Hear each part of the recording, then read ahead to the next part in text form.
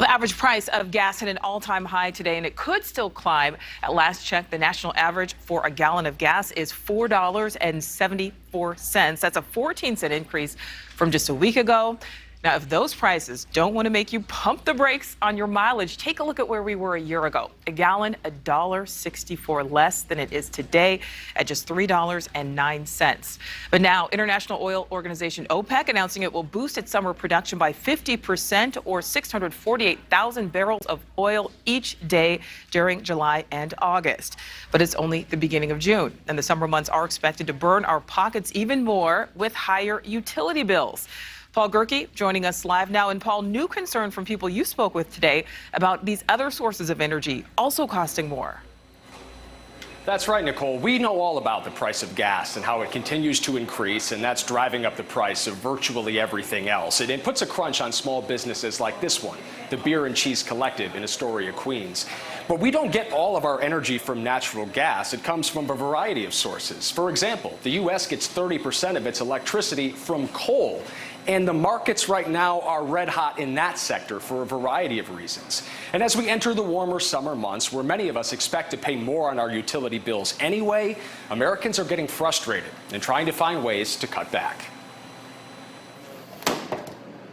Rick White owns the Beer and Cheese Collective in Astoria, Queens. His February electric bill came as a shock. The supply charges were up by 346% over the prior month.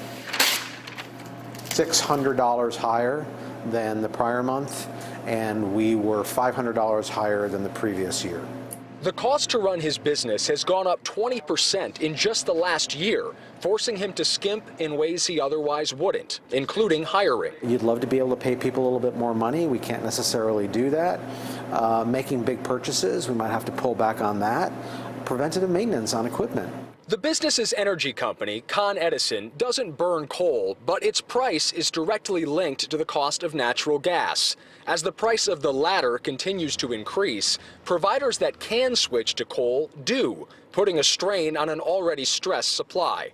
More than 40% of U.S. coal comes from above-ground mines in Wyoming. The bulk of the rest is dug out of the Appalachia region. Texas relies on energy from coal more than any other state, followed by North Dakota, Indiana, Missouri, and Illinois. Right now, European energy companies are stockpiling ahead of an August ban on Russian coal exports, creating a supply and demand dilemma, only exacerbated by less mining in general, as renewables become more commonplace. This year, coal futures overseas have risen more than 100% in some places.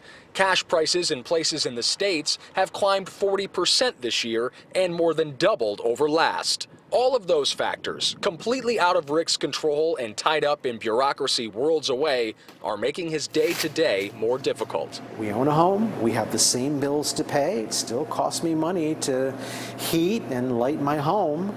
It has a great impact. It's got a ripple effect. So like Rick, many of you may be wondering, what are some simple ways I can save money? The simplest is just unplug your stuff. According to the U.S. Department of Energy, standby power accounts for 5 to 10% of the total electricity Americans use every year. In fact, if you were to unplug everything in your home at the end of the night, you'd save more than $100 every year. And collectively as a country, we'd save more than $8 billion. Nicole? Yeah, time to start pulling those plugs. All right.